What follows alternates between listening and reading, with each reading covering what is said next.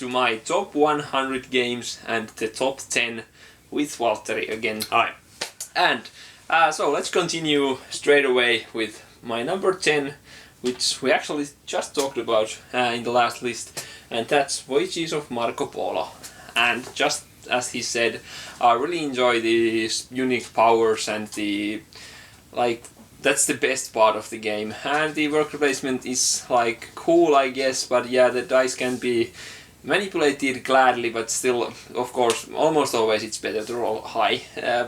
But there are places you can use the lower dice, and I'm not saying if you roll low you are losing the game, because you get the compensations, which can actually be very nice. Really, yeah, if you get 7 camels, that can actually be a great thing for you during that round, and all these things. But yeah, it's a brilliant game. It was actually number 6 last year, so it was a very high number, still in the top 10 and still enjoying the game a lot, and just a great game. And again, my Stone Meyer Games treasure chest, unique resource, the premium resources are actually working in this game, so that's a great plus also. But yeah, nothing much else to say about that. Oh, yeah, already. It's actually my favorite designer duo of Daniele Tascini and Simone Luciani, same as the Tolkien and a few other games. Yeah, your number 10. Okay, my number 10 is my favorite negotiation game, Cosmic Encounter. I don't get to play it nearly as much as I would want to, because, well, in my other gaming group there's few people who don't really like it. But I personally like it a lot. I don't think one of the stuff that comes with the expansions, apart from the new races, are not really that. Well, I never play with them. Other than the reward deck is fantastic. Yeah, but when there's the space stations and technology, I've played with the space stations and they're okay. I've never even used the technology. Yeah, me neither. But they're all random stuff. But you don't really need them. You just want weird powers with the aliens, and so much fun when the group is good. Yeah, but it's very group dependent. Yeah. Just as I talked about Chinatown, it's the same thing. Yeah. And same for me, I don't get to play it nearly as much as I want. I think maybe last year, maybe we didn't play it at all with you either, or... Yeah, I think it's been too much Imperial Assault. Yeah, that's true. But still, it's a great game. I only have actually one expansion to it. I've been thinking of getting the Cosmic Dominion, because that has cool aliens, but there are still so many that I still haven't seen. Is that the last one?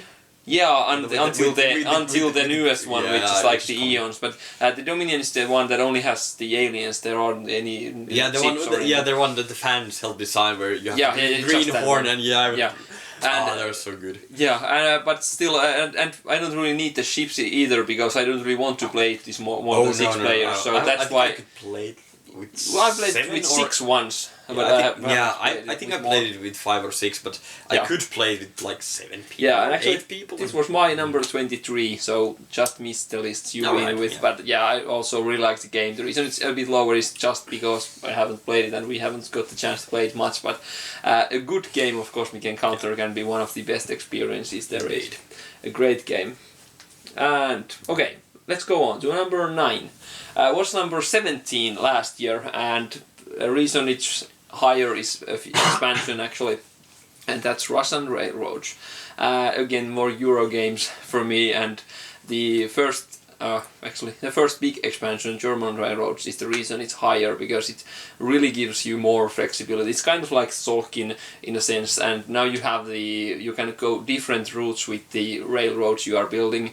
And now I already also have the American Railroads. I haven't still played that either, and I'll have all the expansions for the game, and it's just a brilliant point generating machine with cool combinations, and you can really have a super explosive turn in this game and score in the 400s, and still the games can be very tense, and you won't know who's winning unless there's a big difference in who's paid a lot of the game. But once you all the players have a few games under them, their belt, it's usually pretty even, and there are very many different strategies to win, and it's just a great game. And you played it with me at least once. I think we played the German Railroads, the expansion. I haven't actually played the normal version. The base game. It was a good game. I normally, in every game, if there's possible to go for a technology road, I always go for it. and I think that was a bit lackluster in the end because you had no way. The amount of points you would get from tech could not compare with the amount of points you get from railroads. I guess that's fitting in a railroad game, but in a sense, I think I got two technical, tech things to max, and that was 55 points. Yeah, but then there was, if you played the game much more, I think the points can be when remember when you turn the trains to be the factories. Yeah. If you remember, because you know all the trains there are, if you pick the ones correctly, you can actually get the combos where you get to go through this mega combo train twice, which can give you a ton of points. Yeah, so, I had the combo that I basically got 3 times free in the tech track. Yeah, but there are a few that can give you 20 points or 30 points each, so I think it's possible, but it's basically because you hadn't played it before, you didn't know those. I don't think it's bad. Yeah. Design, but yeah, I understand what you mean. But in a way, I didn't like that there was a cap on the tech points. Yeah, but it's actually same on all of the things there in the game. There's a gap on anything but the big train. Yeah. All the others are they have a gap. And basically the game needs that you focus on 2 things all the time. So yeah, I get that was the thing. I like to focus on one thing, and because it's the first time I tried to focus on one thing, I was like, oh, it's round 3. What I'm gonna do now? Yeah, I remember. I think in that game I actually got the middle lane to the end of the second turn or something like that. I started racking like 50 points or 40 points each turn, and that was like a snowball effect in a sense. But I think you won like with like 100 points or something. Yeah, but it was like in the 500s almost, so it wasn't that big. That snowballing, but But in the sense, but anyway, Russian Railroads. Yeah, my number 9 is Star Wars Imperial Assault. Well, what can I say? Fun campaign, miniature madness. I like it a lot. We played a ton. We played a ton. But I do think it kind of suffers when you replay the campaign. Because best things about it, especially when you play the Imperium, is when they don't know what's going to happen. And I have a really good memory. So now that we're going through the campaign again, and I'm a hero, this and this and this is going to happen. So there's no surprises. And when you can prepare for what's going to happen, it kind of takes the edge off a bit of the game. So playing new missions is a lot more fun, even as a hero, in my opinion. And I'm going to talk about it later, but I do think it... I think there's a lot of things actually that Descent still does better. Yeah. I think it's more fun, and in a sense, even though now it seems like I'm bashing it, it's still my number 9, it's a really good game. In a sense, I think the core game felt a lot more like Star Wars than the first big expansion, the Return to Hoth. For me, it doesn't really... I mean, maybe it's because there's, like in a lot of things in movies, a movie is as good as the villain. And in Return to Hoth, you don't really have a villain. You have some random general, and he's just there. He's no threat at all. So, in the core game, you have Darth Vader. How can you compare with that with the expansion when you have some random general? So, it kind of does flatten the story feel. I'm really looking forward to what they do in the Japas realm, if there's like the Emperor and stuff like that, so that can be a cool campaign. Yeah, I really like the game, and we played it, we are on our 4th full campaign, so I guess I have to point out just that, of course, this problem is within just 1 year. Because within 1 year. I got it as a Christmas present from my girlfriend last Christmas. So 1 year ago Christmas. So this problem is only here because we played it so much. And I understand. I agree. And part of because there is the hidden things which aren't in Descent, it's always... but still, I think it helps. We played the second time the Hoth campaign, we always play the opposite scenario, so we only played like a few scenarios, but even when we played the first campaign again, we had several of the same missions. Actually, most story missions were the same. They were. Because at that point we didn't choose the other ones. And at that point we could go to a mission and this is basically impossible, let's get the chests. Yeah. Because there are those things. there are a couple of missions that are really... Well, they're not balanced well, let's say it like that. Are. And the player number, I think the 5 is the best player number. Definitely. But still, point. I do like the thing how they manage the lower player counts, but it's in a 3-player game it's just totally unavailable. I think in a 4-player game it works pretty well because you can actually switch. That switches. You can't do the double moves or double things so easily. But okay. But one thing it also has going, you have to mention it, is the skirmish mode. Lots of fun. Haven't played it much, but it's good. And and it's especially good if you don't have time for full campaign. Yeah, that's because that's one thing I know. There aren't many people who actually can play 4 full campaigns in a year, and of course it's eaten up all of our time. We played like 10 different games than Imperial last year with our group. Of course, I played with my other friends and you played with the other friends, but our group only plays this one game, and maybe in the end, okay, there's time for one result or stuff like that. But okay, number 8. Okay, my number 8 is also one you've already mentioned, and that was my number 7 last year, so one shift there, and that's Legendary Encounters, the alien deck building game. I just got the expansion last week and already played a few solo games with the expansion. I really like the ideas and things, and 2 new scenarios, more characters, more strikes, more things you can make the game harder, hard mode from even all the base game scenarios, and the soldiers you can add, which actually make the solo mode with 1 player much more manageable and harder because it was way too easy in the base game. And the Queen sounds intriguing and a lot better idea than the Alien player, which we've actually never played, at least in our groups. I'm not sure if you've played it. I haven't.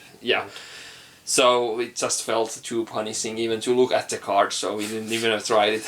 But anyway, I'm really looking forward. Like I said earlier, I really like 1 versus all games. So if I can play the Alien Queen, I'm all up for that. Yeah, there's a new playmat for the Queen and a new barracks, I guess, where they buy the cards and they get new abilities and things like that. They can mess the game for the other players. It sounds really cool, and it is a brutally difficult game, but once you actually learn the game and start using the sergeants properly, you can actually make it so that I think we won like the 3 to 4 player games. I think we won most of them with 0 or 1 drone or something like that, but it's still very hard. But in the first games we were like losing every time, and it was the coolest mistake I made in the first games when we were playing with like 3, and it was just like, this is like Dominion, and we were drawing 5 cards a turn, so you can imagine the difficulty we had, and that was just... But the feeling was alien. My first play, it was with 5 people, and we just destroyed. Actually they made the game easier now with 5, they give the preparation round, which was actually mentioned in Predator, but it's now in the expansion also, so you get the free round for everyone. Legendary Encounters Alien is very thematic and one of the best deck builders and games out there. A great co-op game. I played 100 games of the thing, so it's a great game. Okay, my number 8 is Sherlock Holmes, the consulting detective. Well, we already talked about it a lot, so that's not much else to say. That's a great game, great solo game. Looking forward to trying it with my girlfriend and seeing how it goes with 2 people. But lots of fun. Just trying to figure it out and losing to Sherlock because he does it like in 3 moves or something.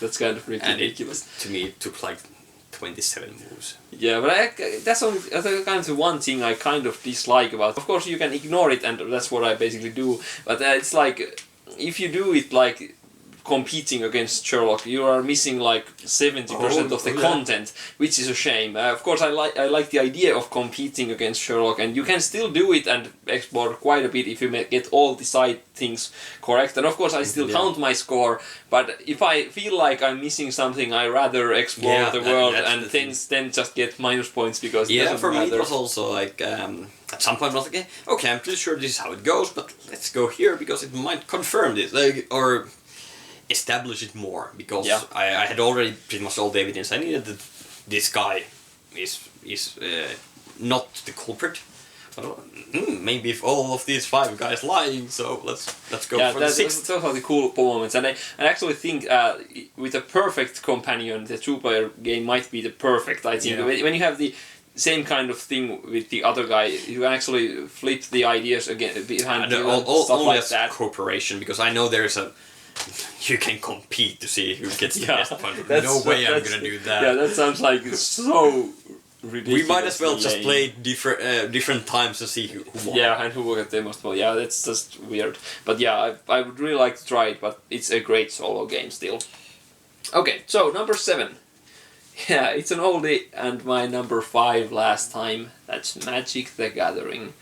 And, well, that's... I've been playing it for 16 or 17 years, of course, not all the time. So last year I played one big sealed draft with my friend, but that was all. So like 6-7 games. That was all the games last year. But 10 other years I played like 200-300 games, and it's just constant. That's always on my shelves. I have like 50 decks be rebuilt at any moment, and I can just pull them from the shelf and play with pretty much anyone, especially from my friends. They pretty much all know the game because I've taught them, or they have learned them somewhere elsewhere, and it's a great world to explore, and I have so many cards that I can always get a new deck idea, and I really enjoy the deck building. Is like over half of the fun for me. I've spent literally thousands of hours building Magic decks over the 20 years or so, so that's a big draw for me, and it's cool to see them now in action and then maybe tweak a few cards and I can actually make this better.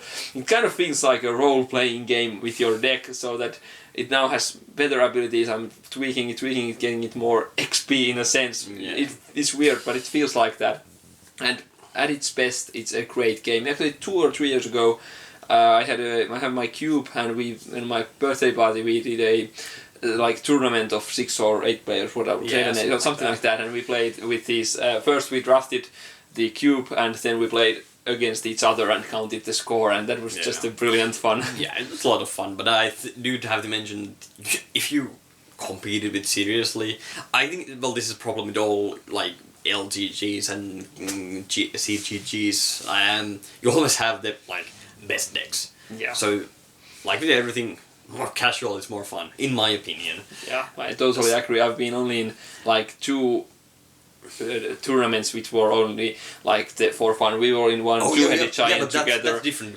Drafting, drafting and sealed is that's great fun, because those even in like tournament settings, because there you can't have your proper decks. You really have the deck build on the spot, and it even. Obviously, there's the luck aspect, like one of the teams, like an insane deck. Yeah, it was like ridiculously fun.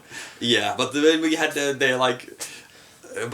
when you have like equally crappy decks against each other, it's so much fun. And also, I really like my cube. I didn't mention it. Is actually made of only commons and old commons, so it's like woo. And there are a few uncommons which are like. They become insane powerhouses in the draft. It's just fun to see these weird cards being powerful. Yeah. Of course, I have to agree that the game has lost some of its like charm in comparison, I think, because there are a few things I'm kind of missing, especially from like Netrunner, the ability to draw cards, perhaps against and stuff like that. But of course, all this comes back to building the deck properly. That's because you don't have ancestor knowledge in all. And that's true. That's true. Or Demoxys or Black Lotuses or anything, but and I just noticed that last time that I was kind of frustrating at points, and my dog is here. It was kind of frustrating at some points when you are just on either drawing lands or not drawing lands or stuff like that, and that's sometimes annoying. But still, the deck building takes care of it, and it's a quick game, so you can actually reset it quickly. But you can see the age in some parts of the game, I think. Yeah. Okay. My number 7, right? Yeah, 7, is Fear of Dracula 3rd edition. It's definitely my favorite hidden movement game, and I think the biggest thing is it actually evolves when you play it. In the beginning, where if you're the hunters, you really don't want to face Dracula because you're gonna get your ass kicked. So you have to prepare. You want to find him, but don't necessarily fight him. And get some gear together so you can actually fight him, and then you want to take him out, And then, when Dracula takes damage, and because he doesn't want to lose, you actually have to hunt Dracula down while he's fleeing. And obviously, if it takes too long, the Dracula wins. But it's kind of a game in 3 parts in that sense. First, like I said, first you get up, then you fight, then you hunt. Even more. Even obviously in the beginning you try to find him, but actually finding Dracula is far easier than it is to find somebody in some other games, like in Spectre Ops or I haven't played haven't played that because the game doesn't end when you find Dracula. Even in the beginning, Dracula might come and find you because he gets points for killing you. So it's kind of different beast, and even in that sense, even though it takes a couple of 2 to 3 hours to play, it doesn't feel boring because the game changes. In some of the other games, I feel like it kind of drags on.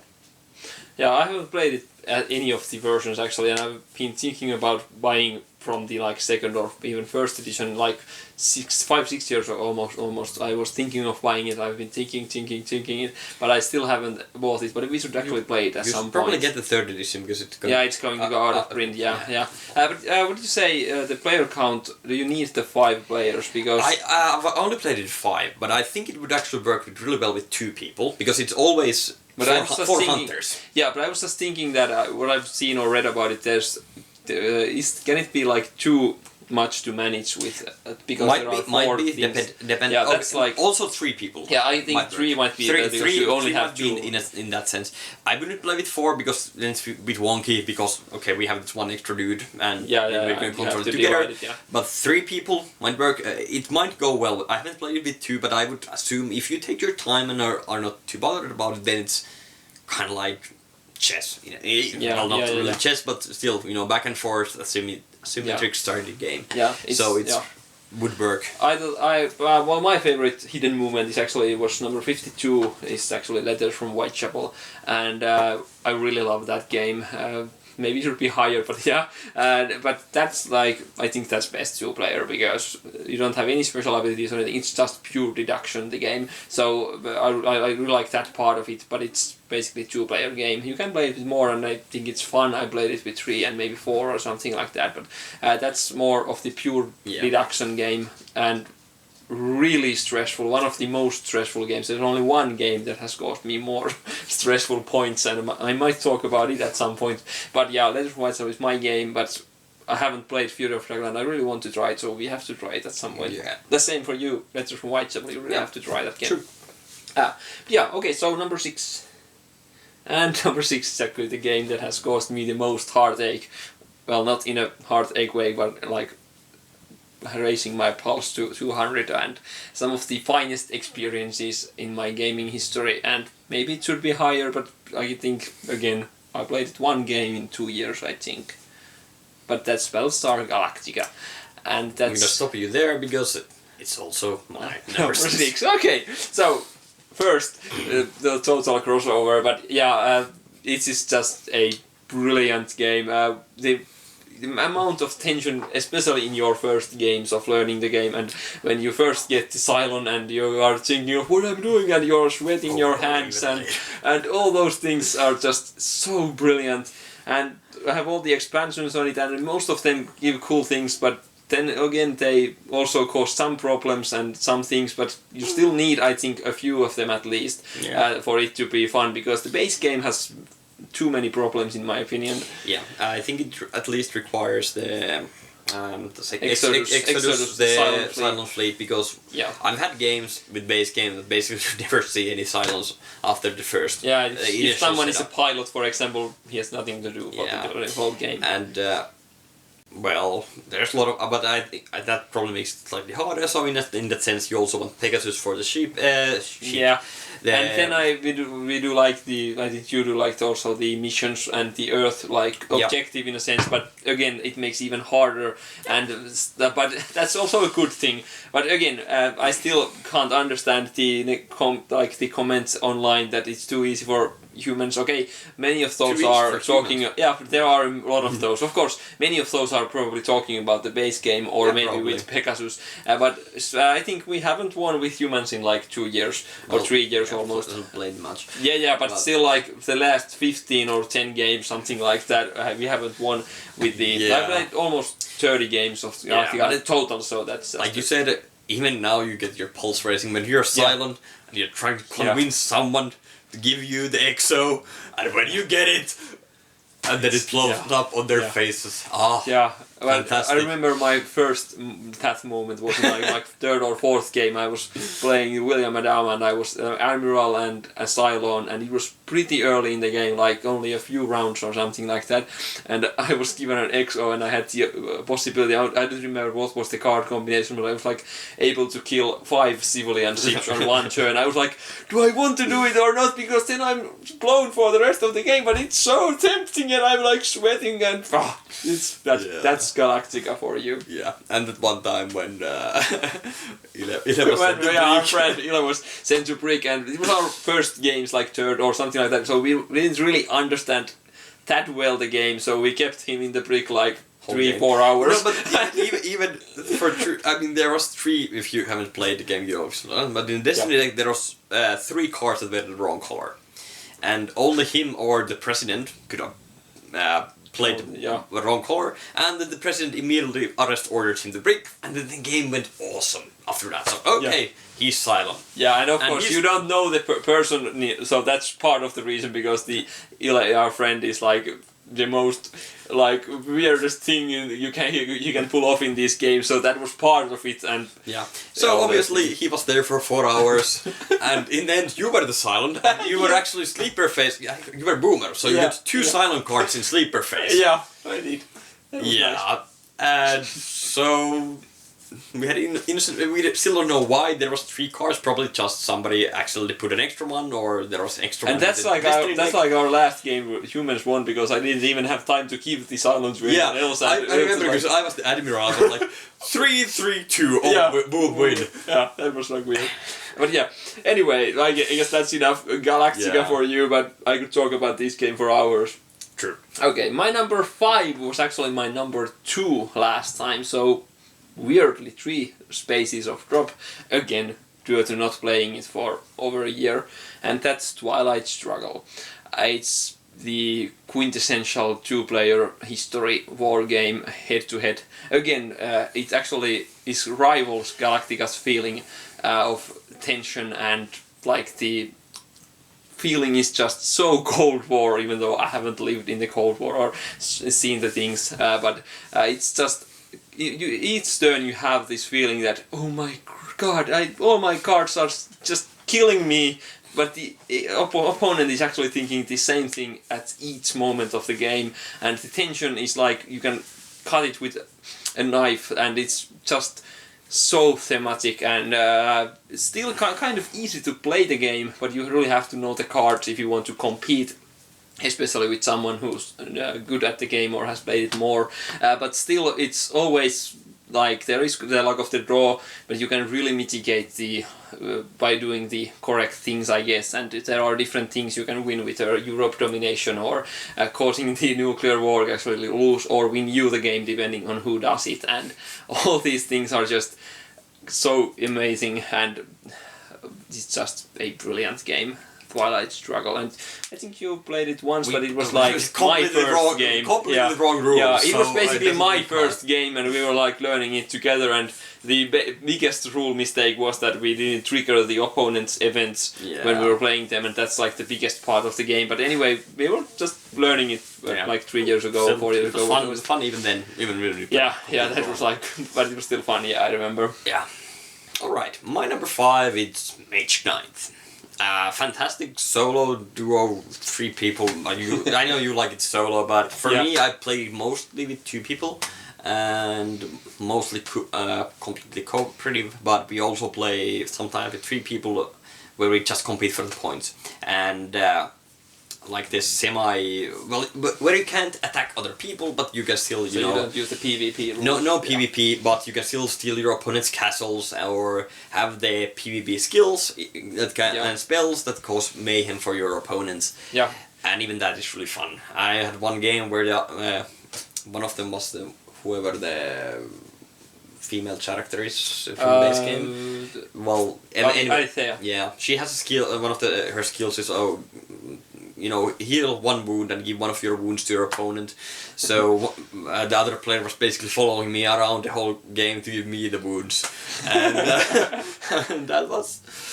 And then I stole all her castles because of that, and it's great fun. I actually thought this would be higher on your list. Okay, 5 is very high, but still I thought it would be higher on your list. But yeah, as you said, I really do like it solo most. But if I have the players that know the game and want to play the game and enjoy the game, 2-player and even 3-player, we actually played a 3-player game with you and our other friend, and it was like 4 hours only, 4 hours roughly. which is only for this game with 3 players, and it was a full co-op, full conquest with Volker, and still it was like only 4 hours, which is amazing. But still, solo is the best for me. But 2-player, all these work depending on the situation. I probably wouldn't play with the full PvP because I've heard it kind of goes like you just run away from each other because nobody wants to be attacked. Yeah, and I guess it's easier to then like get a snowball effect going. When you beat someone once, you really put them down, and then they stay down. Because I think the one thing that is kind of lacking in the cooperative also is that always there's one that gets kind of like the first snowball roll. Of course it's co-op, so it doesn't really matter, but usually there's the one guy that has the best deck and the others are supporting him, or maybe 2 have the best and the third is left kind of behind. Of course it doesn't matter that much because it's co-op, but it's just one has the coolest and biggest turns and the others are maybe a bit behind. But also depending on obviously what you're fighting, you still need to do the cooperative assault in the end, because otherwise you're gonna get once we played a 2-player game where basically I did full conquest and I just captured everything. And but that happened once. But one more thing, if you are playing this solo and have the first expansion, go to the BGG forums and look out this super epic conquest. That's basically my favorite way of playing the game. It uses all the tiles from the base game and takes me 6 hours, about maybe a bit more, to play the game even solo. But it's like 3 times the normal game. It slows everything down, and you get to conquer the whole of 3 cities and the Walker's camp, and it's a blast. You should try it at some point. It's planning to, but haven't had the time. It takes a lot of time and table space, but it's a great fun. Okay, so it was now on to number 4. Okay, my number 4 was number 3 last year, so pretty much there again, and that's Terra Mystica. And it's basically one of my absolute favorites. The biggest part I like about games in general, and especially Terra Mystica, is that once you know the rules, you never have to check anything from the rulebook, and still it's a very heavy and thinky game, and you really have to plan your moves, and you can make moves ahead.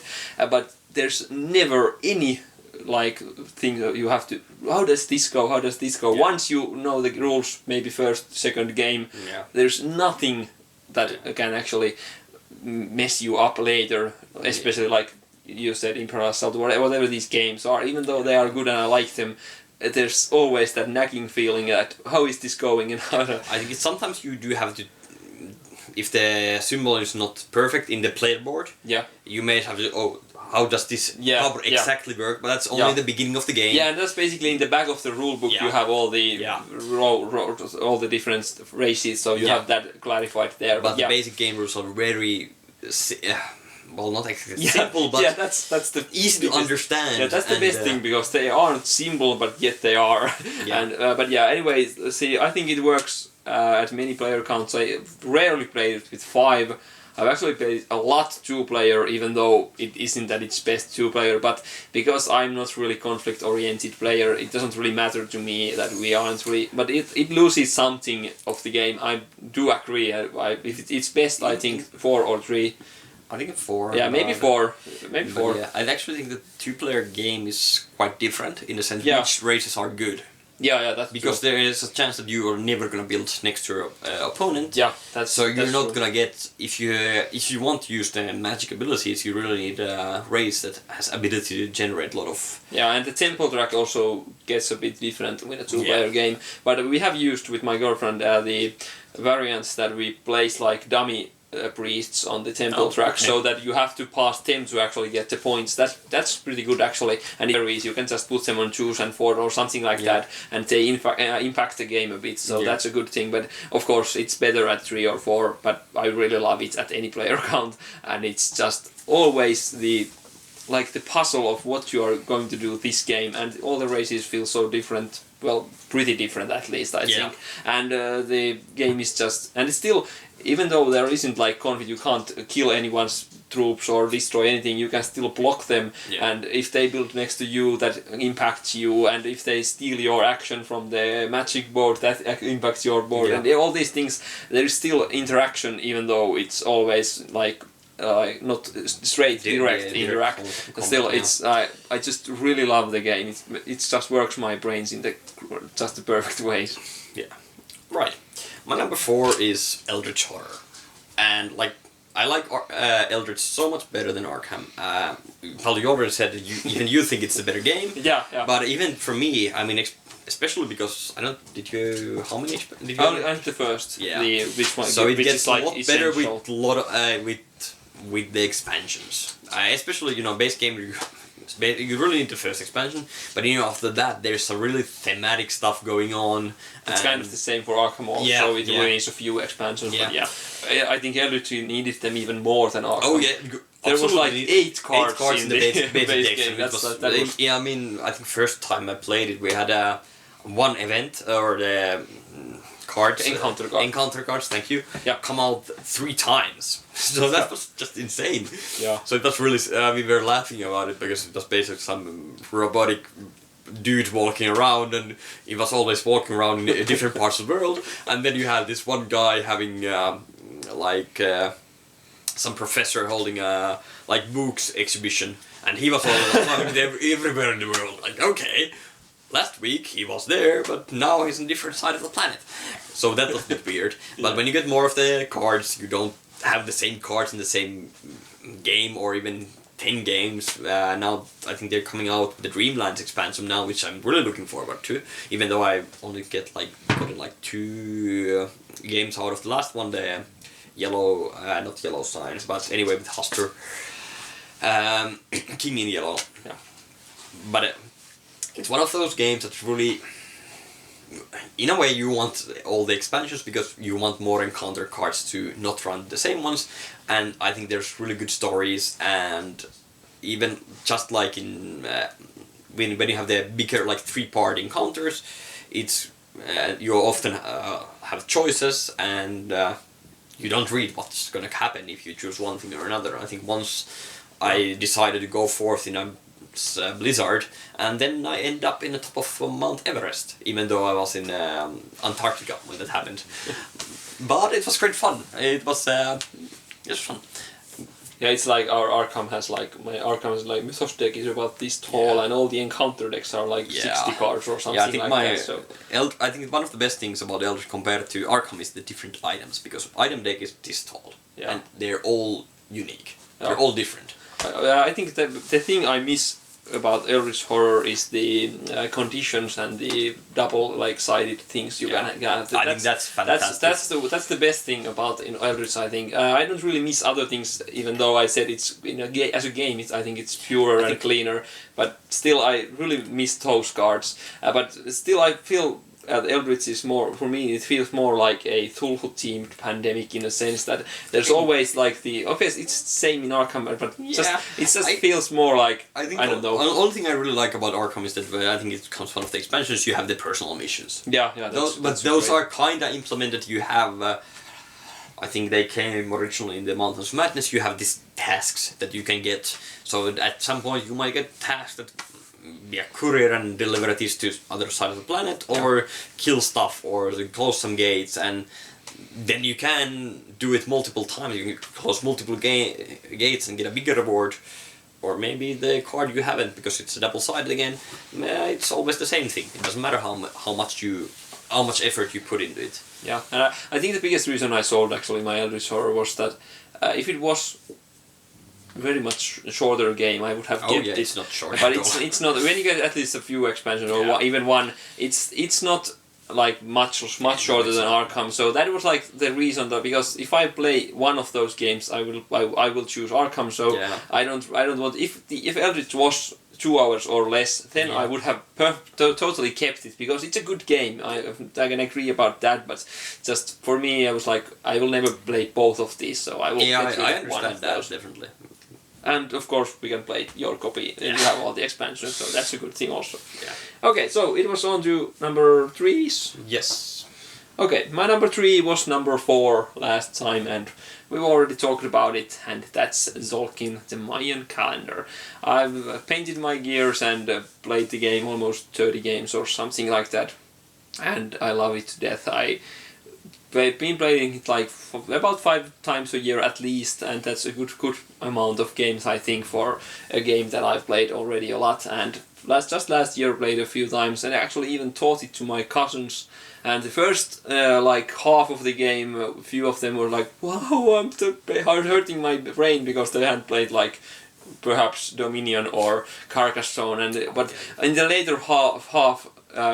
They were like, wow, and the next day they were actually looking online how much it cost and maybe buying it for themselves, and works in different situations, and just every time you can try to mix what are you trying to do, and in 3 turns I can do that if I put this here now, and every turn is just so cool. And when you get those big payoff turns, it's very rewarding to get a ton of things done and built and get a lot of points, and then when you do that, somebody doesn't. Oh, there's nothing left for you here. Let's do the double turn. Yeah, that's just sometimes so.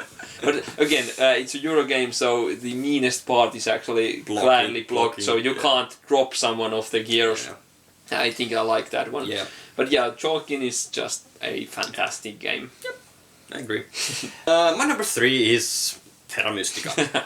So I kind of saw this coming. Yeah. Well, like we already said. Yeah. Fantastic. Well, not a Euro game, like pretty much in purest form. Yeah. Just lots of There's a forest in the box actually of wood. So. Yeah. Lots of cubes. Well, not actually. Lots of wooden. I things. haven't even shown you them, but I actually upgraded my workers to meeples, and I have the magic cubes. I have like these crystals, these crystals. Yeah, I know. And I'm actually getting like the metal coins from a Kickstarter soon. I think I'm going to replace those with some metal coins. So yeah, I know the meeples. I considered that as well at one point. But that's fun game.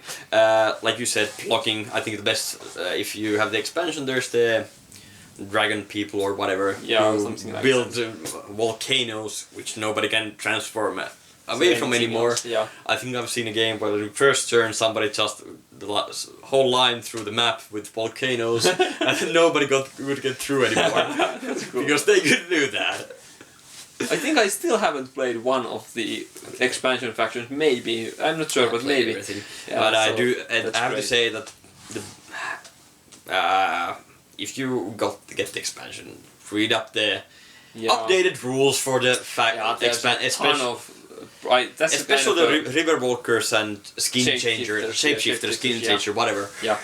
Those are completely broken. Yeah, that was actually pretty sad to actually finally have the expansion to this very critically acclaimed game, and then they had so many problems with the game, especially when the game. Two factions. Especially when the game is one of those games that has almost chess-like qualities, that people are like counting how many squares of anything is and everything. Yeah. So it was weird to get an expansion that has so many problems in those two factions. So be sure to check out the updated rules for those.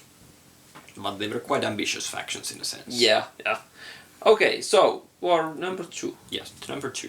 Number 2 was actually my number 1, so we have a new leader, but number 2 is actually Mage Knight, the board game, and just as we talked about it, it's a perfect solo experience, but works great with 2 and 3 players if you have the players that have played it before, and it's just, every time it's a puzzle, it's there's like card draw, but it doesn't feel like luck at all.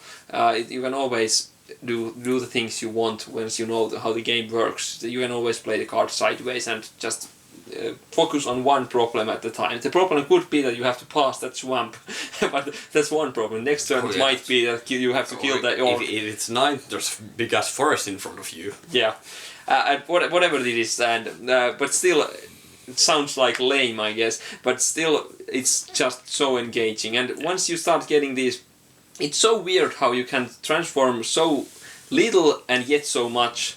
When you get even a few cards to your deck and maybe one or two of the abilities and maybe a bit better like defense and hand size and maybe one ally, you start taking down these huge dragons and maybe armies of 3-4 people at a time or even more. And our game was like totally epic. We had, what was the level of Walker? We had like 24 or something. Killed like 30 or something. Yeah, 30 something. Yeah, 30 something about troops with the 3 of us in 2 turns, I guess. Yeah. And it was just like weird how you can transform from this guy that can't do anything, even walk, to this like thunderous volcano of stuff. Yeah, there's not in the beginning. There's a goblin that's gonna kill you. Yeah. In the end, you just lay waste to armies. Yeah, everything in your path, and just as a solo game, as I said, the super epic conquest is just a brilliance, and it feels like a long experience. But yeah, Mage Knight, my number 2. My number 2 is Blood Rage. To me, it's fantastic area control, drafting. I don't know what else to call it. It's kind of mixed between Euro and Ameritrash in the sense there's combat, but sometimes you just want to lose the combat. There's drafting, which I like a lot of drafting. It's one of my favorite mechanics, and well, cool looking minis that I still need to paint. I have so much paint nowadays. I'm ever gonna paint them all.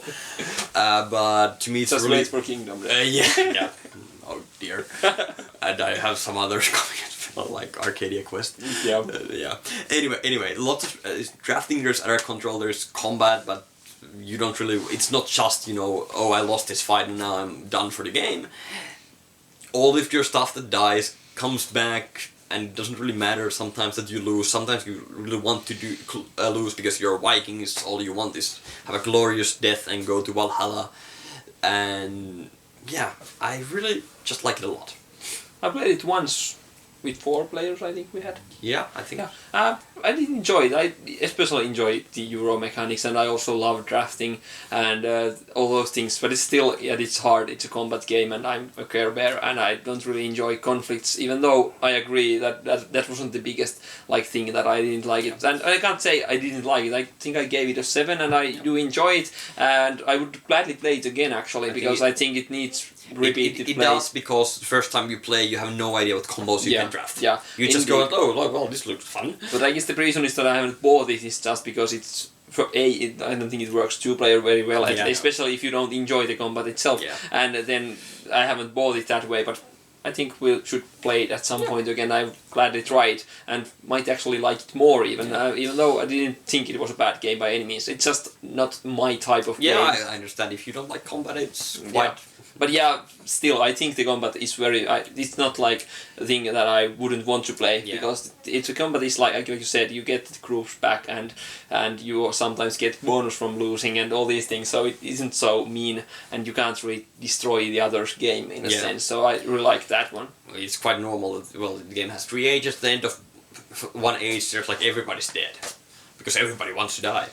Yeah, and there are things, but yeah. Okay, so once left. Shall we start the same way? Okay, my number 1, I'm not sure why or which should be my number 1, but then I thought about it and well, we played it I played over 50 games last year and spent 200, 300 hours and double that in euros on the game and triple that in painting the figures, and that's Star Wars Imperial Assault.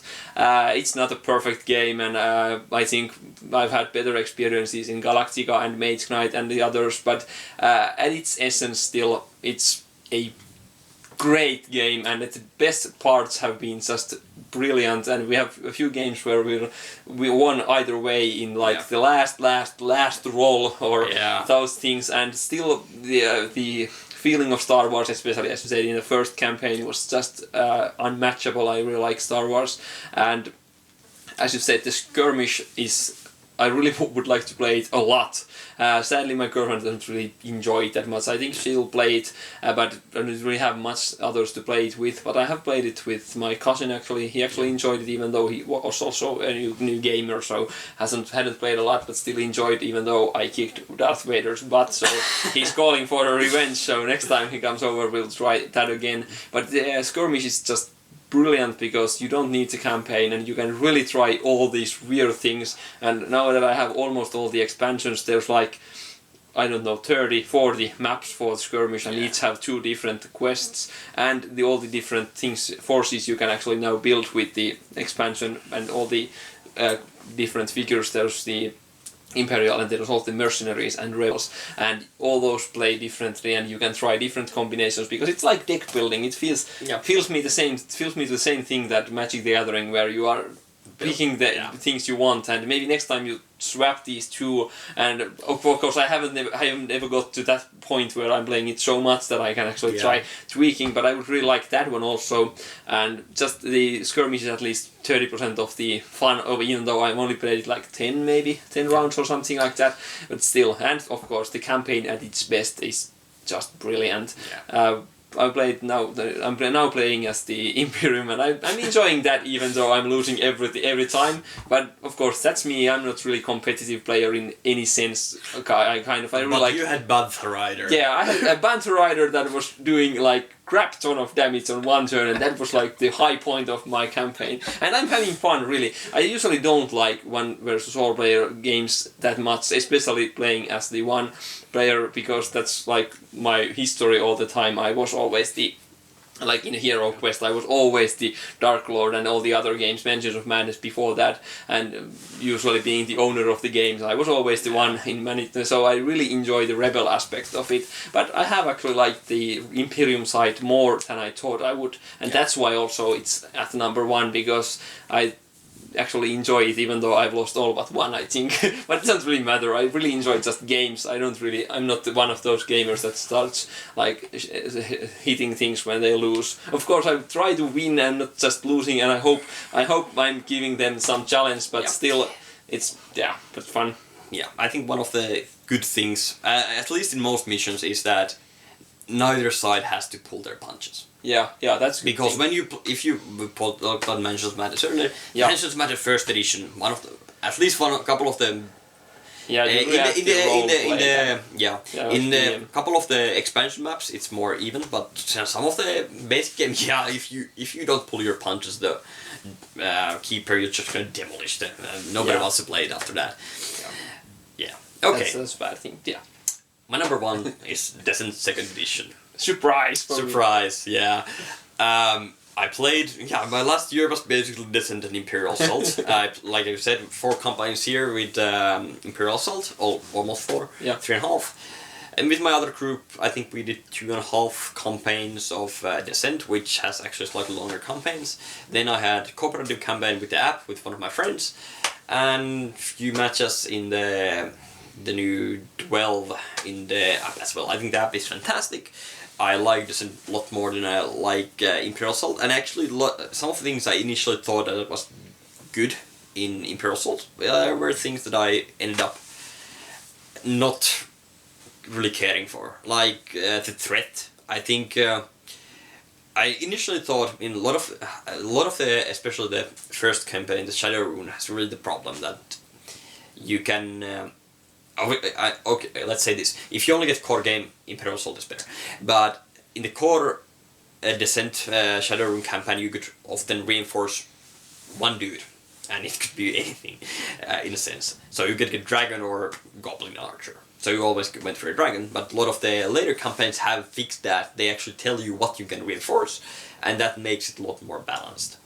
And I like fantasy more, I like the overworld cards more, and there's some other ways to deal with the surprises that Imperial Assault has. One of the campaigns has little chips, and you choose one of the 3. Everybody knows what 3 they are, but nobody but you know which one you choose.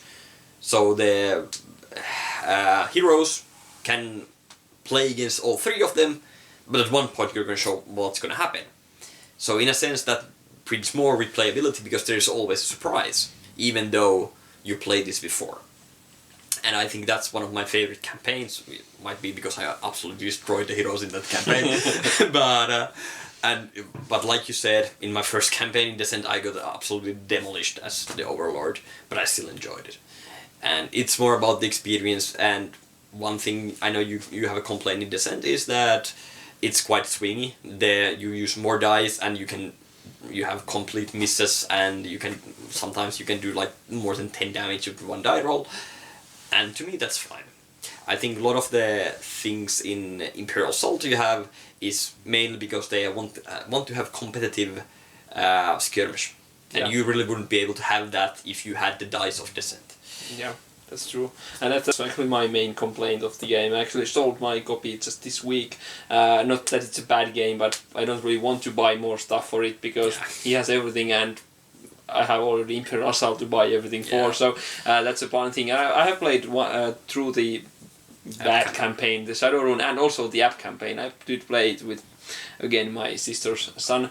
But we did like it at some point, and I do think it's a great idea, but still it didn't help the things I don't like about Descent. Just the swinginess. I'm more of a Eurogamer, and I think Imperial Assault, even though you would never call it Eurogame, I think it's more, you can actually count more that you do either 2 to 4 damage or something like that, and in especially in Descent, especially in the beginning when you don't get any cool abilities or stuff, the fights with the 2 die enemies like Etins can be just like slugfesties where you are throwing dice like 10 turns in a row and you do 1 or 0 damage. So then one turn you do 5. And of course, I understand, and I don't, that's just me, I don't really enjoy that. And that was also prevalent in our app campaign and a few other things that in the first round, my sister's son was like thrilled, loving the game and just wanted to play it more, and me too. But then, as we got longer, I think there were some things we again got back to what we didn't like in the base campaign. So I don't know. It's weird to complain because I also like fantasy. I don't even know. Maybe I even like it more than sci-fi actually. Still, but still. There's just like weird difference that I like the sci-fi version more. Of course, one of those things is that. But I think one of the things that makes you able to count the Imperial Assault, which is actually one of my complaints of the game, is because you have so many things you can exhaust. Yeah. And when you play the Imperial, now you know how I felt in the first campaign. Okay, they throw 1 heart and 1 surge. And there's like, okay, 7 damage pierce 3. Yeah, that's true. I don't really care about it. Okay, I'll accept that's your... I'll do this and this and this. And okay. Yeah, that's probably what it says now. And now you are doing more ridiculous things. Actually, one thing that I don't really like now in Imperial Assault, which takes it closer to Descent, is actually the hidden. Okay. I like the idea of it, and if it's like a random thing you get at some point, but especially your character and the ability to sometimes give it to all players. No, it's in the beginning of every map we have all of it. Yeah, and that and your character, it's like... It goes to the exactly same thing as Descent to me, because now I have to be next to the character and I still might miss actually, especially with the extra thing. I actually can miss even when I'm next to you. Oh, and you would have loved playing against one of the characters who you could ever see even if you were close. That's cool. But still, again, I think the effect is cool and like thematic, but again, it makes it more swingy with the dice because the numbers now matter more.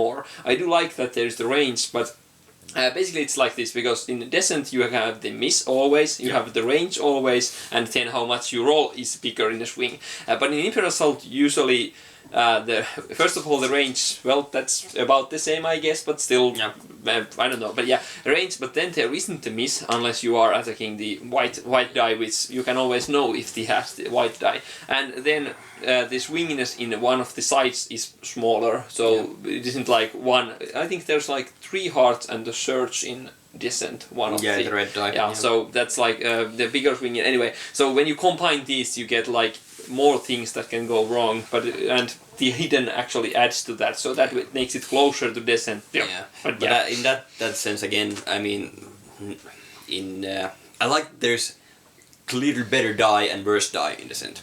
Yeah. I think it's best known for the defense die. You have black die, which is really good, and brown die, which is shit. Yeah. In Imperial, so like every die is pretty good. Yeah, and it depends. So sometimes it's really hard to like, okay, now I really have to think of if this weapon is better or not. But again, that's minor gripe and not really gonna make or break. It's really just different feel for how you do it. It's Yeah, and again, if I actually got to play like the full everything you have for Descent, I would actually like it more, and with everything. So and also I've only played it 2 players, so that's another only with problem. the base game monsters. Yeah, all those things. So I would probably like it more. Yeah. And I'm actually looking forward to getting, hopefully February, the Galaxy Defenders guys are doing the Sword and Sorcery, which is a co-op and uses the same mechanics and system than Galaxy Defenders. And that was like part of the reason I sold Descent, because I know I'm getting that soon, so I'm getting some solo or 2-player co-op game or something like that. So hopefully. But I think we're rambling about that's in the Imperial Assault video, so that's also just what I was thinking. But that was finally the end of the top 100, and hopefully you like this like back and forth and rambling on for 2 hours, I guess. But we'll go play more games, and thanks for watching. Bye.